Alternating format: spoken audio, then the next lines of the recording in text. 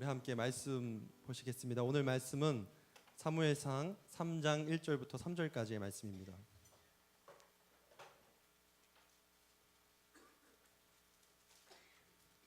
사무엘상 3장 1절부터 3절까지의 말씀입니다.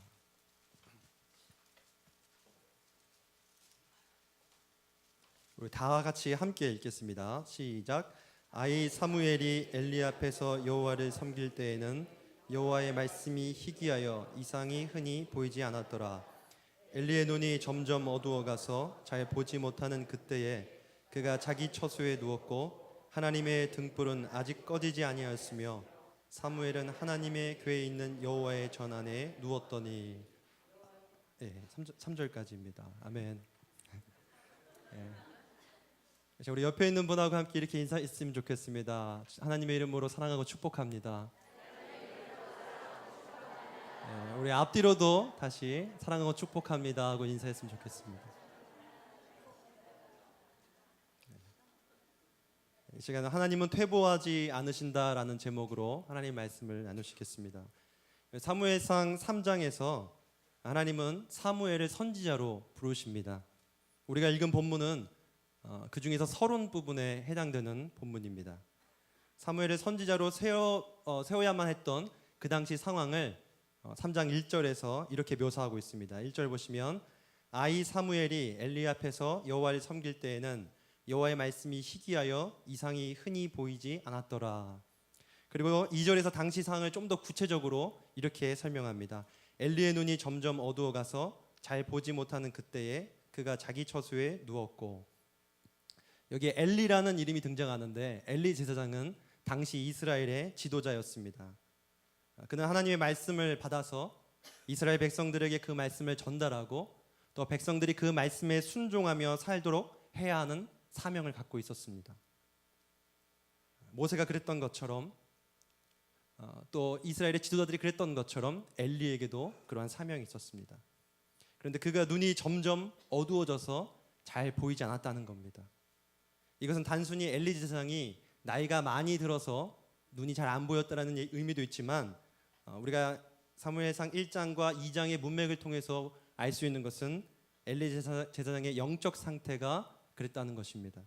영적인 상태가 둔감해지고 잘 보이지 않았다는 것입니다. 하나님은 2장 29절에서 엘리 제사장에 대해서 이렇게 말씀하십니다.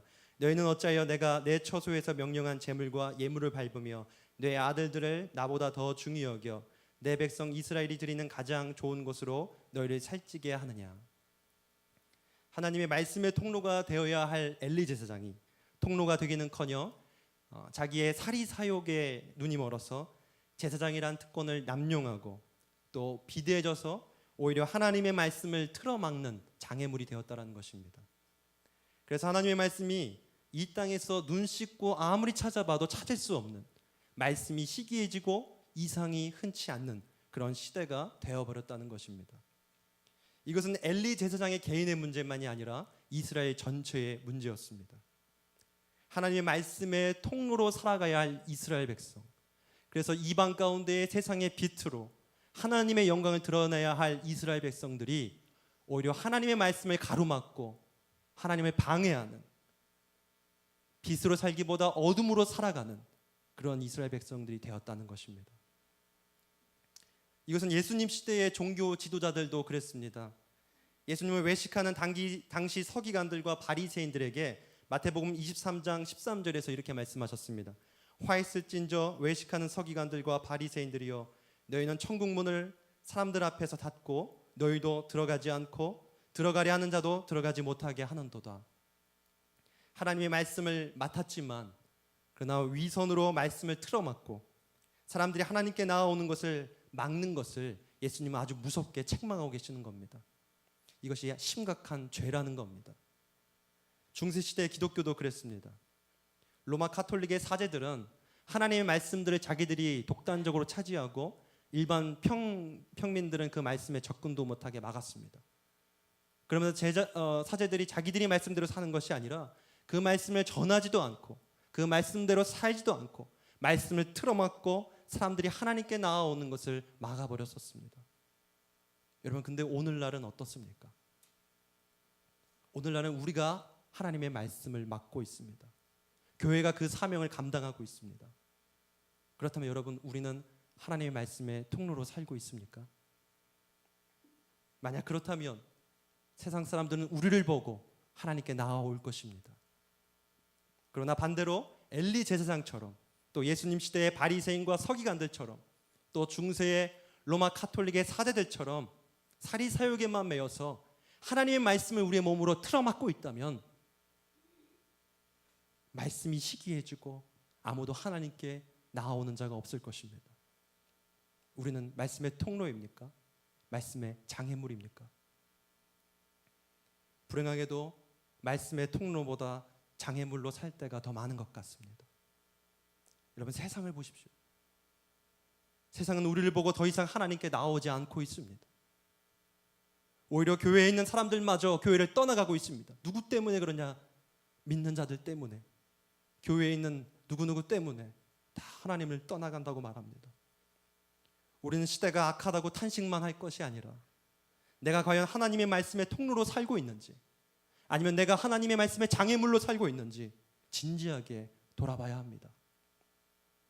그리고 하나님께 우리를 불쌍히 여겨 주시옵소서. 말씀의 통로로 살게 해달라고 하나님께 긍휼을 구하고 은혜를 구해야 합니다. 날마다 그렇게 살도록 몸부림쳐야 합니다. 오늘 본문이 그리고 있는 이스라엘의 모습이 하나님의 말씀을 막아버리고 틀어막아서 부패할 대로 부패하고 타락했던 그 이스라엘의 모습을 그리고 있습니다. 영적으로는 캄캄했고요, 1절에서 말씀한 대로 말씀이 시기해진, 이상이 보이지 않는 시대였습니다. 더 이상 소망이 없어 보이는 암흑기였습니다. 여러분, 이것이 우리의 모습 아닙니까?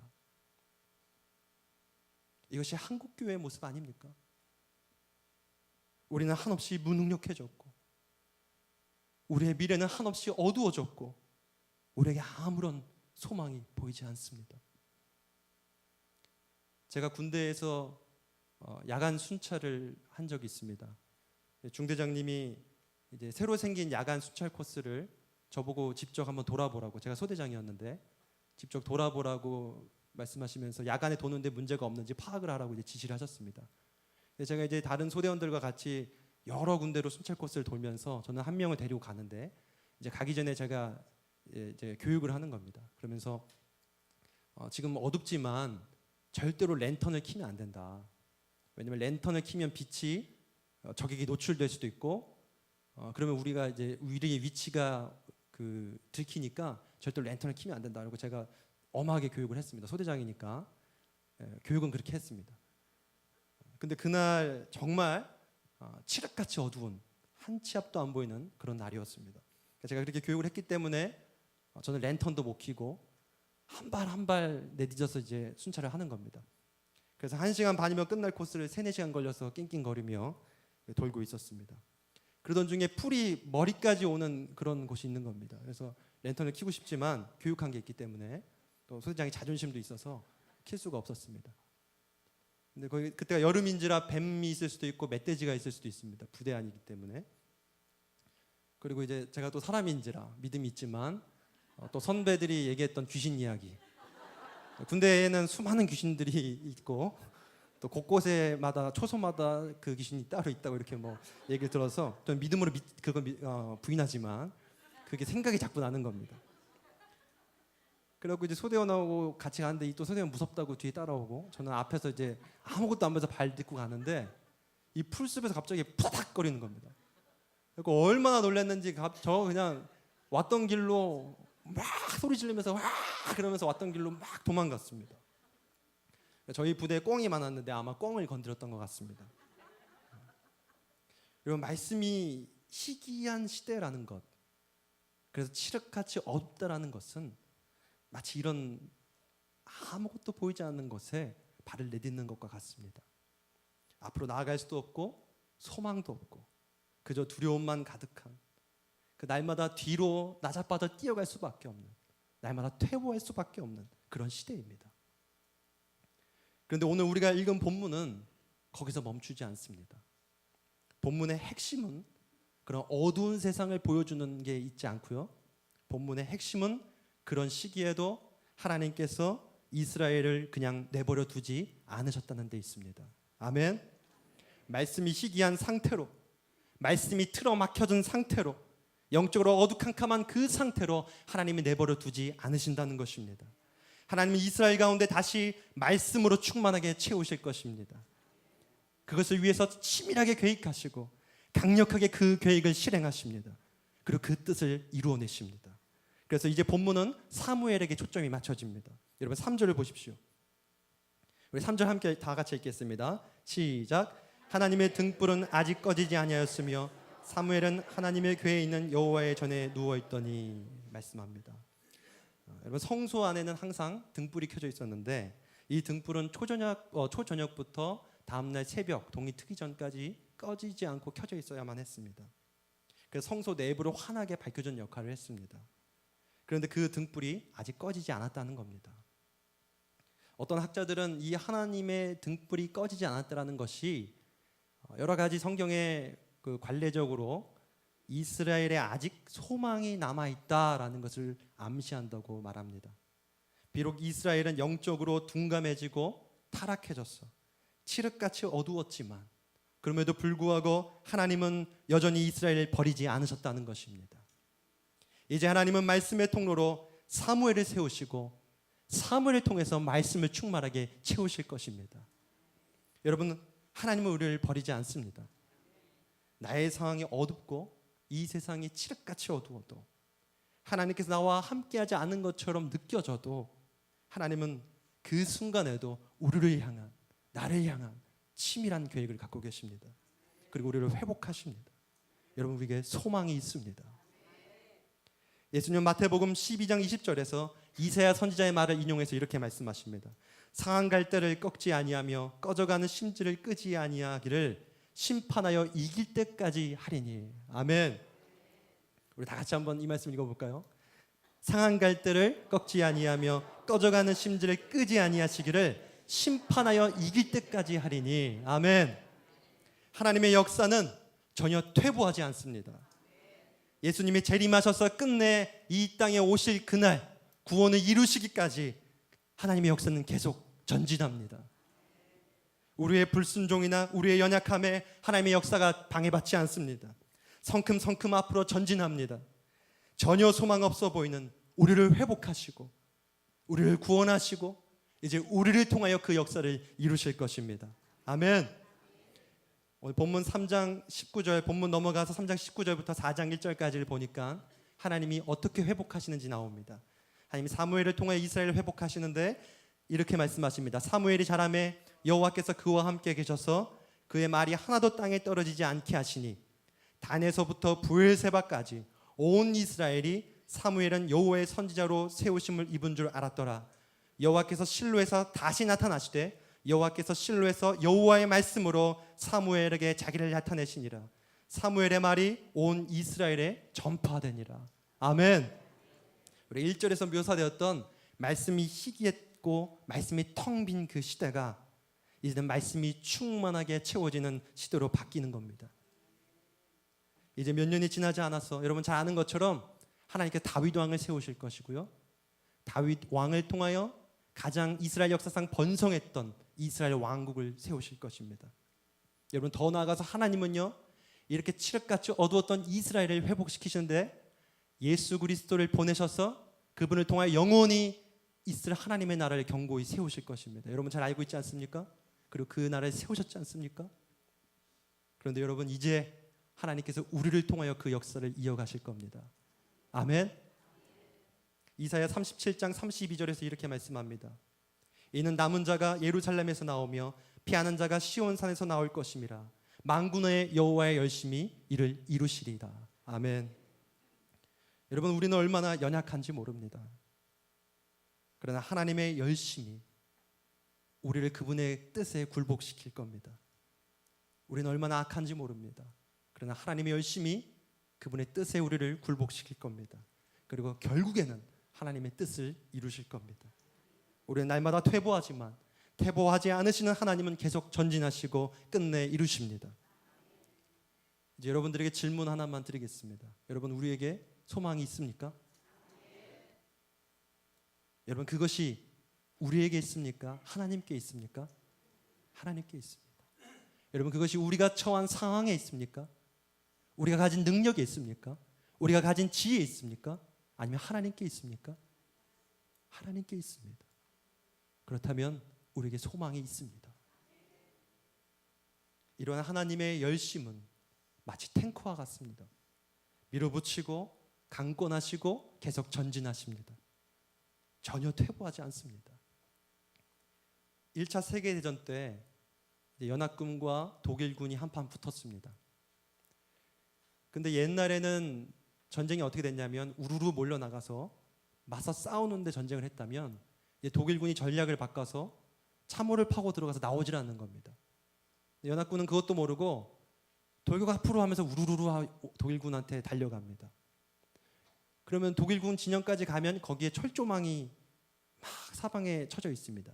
그래서 연합군이 철조망 앞에 딱 서면 독일군이 그때 참호에서 기관총을 쏴댑니다. 그래서 연합군이 여러 번 몰살을 당합니다. 이렇게 여러 번 연합군이 당하니까 앞으로 계속 전진하지 못하니까 한 가지 아이디어를 생각해냅니다. 그것이 바로 탱크였습니다. 탱크의 시초가 이때부터 나오는데 영국에서 일명 암호명으로 탱크라는 전차를 개발해냅니다. 그래서 우리는 탱크라고 부릅니다. 이 탱크가 막 밀어붙이니까 철조망도 소용이 없고 참호도 소용이 없고 기관총도 소용이 없는 겁니다. 우리가 영화를 보면은 영화 주인공이 탱크가 오면은 그 수류탄 하나 까들고 막 번쩍 올라가서 탱크에 뭐 출입문에 탁 넣고 하니까 빵 터지고 하나 물러가 그러잖아요. 근데 실제 그렇지 않습니다. 탱크에 접근만 해도 그 궤도에 빨려 들어가기가 쉽습니다. 여러분, 그게 쉽지 않습니다. 탱크는요, 기관총도 참호도 철조망도 방해받지 않고 전진합니다. 퇴보하지 않습니다. 우리를 향한 하나님의 열심이 탱크와 같습니다. 비록 인간의 연약함과 죄가 하나님의 역사를 퇴보시키는 것처럼 보일지 모르겠습니다. 그러나 하나님의 역사는 실제로 퇴보하지 않습니다. 엘리와 그의 아들들은 퇴보할지 모르지만 하나님은 퇴보하지 않습니다. 하나님은 사무엘을 준비시키시고 사무엘을 세우시고 결국엔 다시 이스라엘 가운데 하나님의 말씀을 회복시키시고 구원을 이루어내십니다. 필요하다면 다윗을 세우시고 예레미야를 세우시고 호세아를 세우셔서 구원 역사를 이루고 마십니다. 심지어 하나밖에 없는 자기 아들을 이 땅에 보내주시고 십자가에 죽게 하셔서라도 또 부활하시고 또 다시 보내셔서라도 하나님은 그분의 뜻을 이루십니다. 오늘은 보혜사 성령을 여러분들께 주셔서 그 성령을 통하여 우리를 굴복시키시고 그 역사를 이루어내십니다. 그리고 이제 예수님이 다시 재림하셔서 그 구원을 끝끝내 완성하실 겁니다. 저는 신학생이 되어서 과연 한국교회에 소망이 있냐라는 이런 질문을 많이 받았습니다. 여러분, 한국교회에 소망이 있습니까? 만약 그 소망을 우리 자신에게서 찾는다면, 한국교회 자체에서 찾는다면 여러분, 소망은 없습니다. 우리가 얼마나 연약한지 여러분 잘 아시지 않습니까? 우리는 날마다 퇴보하기 쉽습니다. 그러나 만약 그 소망을 퇴보하지 않는 하나님에게서 찾는다면 여러분, 소망이 있습니다. 하나님의 등불은 아직 꺼지지 않았기 때문입니다. 정치적 타락과 혼란이 극심했던 1900년 초반, 하나님은 우리나라에 평양 대붕운동을 주셨지 않습니까? 일제의 탄압과 6.25 전쟁으로 피폐됐던 우리나라에 하나님은 우리나라에 부흥을 주셨지 않습니까? 무엇 때문이었습니까? 우리가 잘나서 그런 게 아닙니다. 하나님의 뜻과 계획이 있었기 때문입니다. 우리가 만약 어두운 현실 가운데 여러분 살고 계시다면 그럴수록 소망 되시는 하나님께 호소하시기 바랍니다. 주여, 우리를 다시 사용하여 주옵소서. 우리를 통하여 당신의 뜻을 이루어 주옵소서. 여러분, 금천구에 소망이 있습니까? 소망이 있습니다. 왜냐하면 하나님께서 이곳에 신일교회를 세우셨고요, 불금이라고 해서 모두 먹고 마시고 놀러간 이때에 하나님께서 여러분들을 이곳에서 기도하게 하셨지 않습니까? 한국을 위해서, 다음 세대를 위해 기도하게 하셨다면 소망이 있습니다. 이것이 우리의 증거입니다. 우리를 통하여 이루실 것입니다. 여러분, 밖에 나가서 아무리 전도를 해도 사람들이 오지 않습니까? 부서를 아무리 섬겨도 아이들이 변하지 않습니까? 나의 자녀가, 나의 남편이, 나의 아내가 아무리 기도를 해도 변하지 않습니까? 하나님께 돌아오지 않습니까? 여러분, 그렇습니다. 상황은 어둡습니다. 상황은 소망이 없는 것처럼 보입니다. 아이들과 젊은 청년들이 점점 교회를 떠나고 있다고 말합니다. 아무리 전도해도 오지 않습니다. 가르쳐도 변하지 않습니다. 기도해도 나의 가족이 돌아오지 않습니다. 그것이 퇴보하는 것처럼 보일지 몰라도 이럴 때일수록 하나님께 더욱 호소하십시오. 모든 것이 하나님의 손에 달렸습니다. 오직 하나님께만 소망이 있습니다. 문제는 우리가 처한 그 상황이 아니라 우리가 하나님께 호소하고 있느냐, 우리가 하나님께 호소하지 않고 있느냐, 이것입니다. 필요하다면 하나님은 우리의 자녀들 가운데에, 우리의 가족 가운데에 사무엘을 세우실 것입니다. 필요하다면 하나님께서 나를 사무엘로 세우실 것입니다. 나를 부르실 것입니다. 내가 처한 상황에 상관없이, 나의 연약함에 상관없이 하나님은 탱크처럼 하나님의 뜻을 이루실 것입니다. 속으로 보니 목원이 아무리 관심을 갖고 신방을 해도 변하지 않습니까? 나의 마음을 몰라줍니까? 관심을 주면 줄수록 거리를 두고 더 교회를 나오지 않습니까?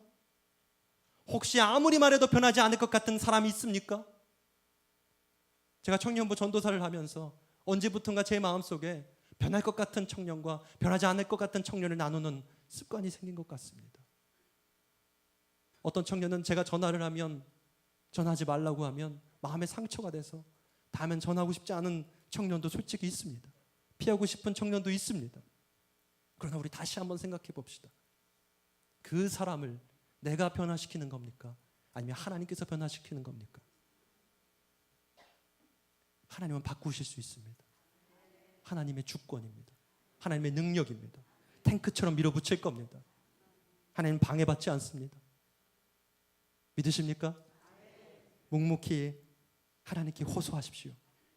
이것이 우리의 유일하게 할 일입니다. 아직 하나님의 등불은 꺼지지 않았습니다. 말씀을 맺으려고 합니다. 비록 우리의 상황은 퇴보하는 것처럼 보일 수 있습니다. 그래서 때로 우리는 낙심하고 푸념하고 세상을 비관합니다. 그러나 그렇다고 해서 하나님도 퇴보하신 것은 아닙니다. 오히려 하나님의 역사는 탱크처럼 모든 장애물을 굴복시키시고 마침내 그 뜻을 이루십니다. 그 하나님께 소망이 있습니다. 바로 그 하나님만 바라보고 하나님께 호소하십시오. 주여, 우리는 연약하지만 우리를 통하여 하나님의 뜻을 이루어 주옵소서. 우리 이 시간 함께 기도할 때에 우리 들은 말씀 붙잡고 기도했으면 좋겠습니다. 변하지 않는 사람이 있습니까? 이젠 내가 할 일이 아닙니다. 내가 할 수 있는 일이 아닙니다.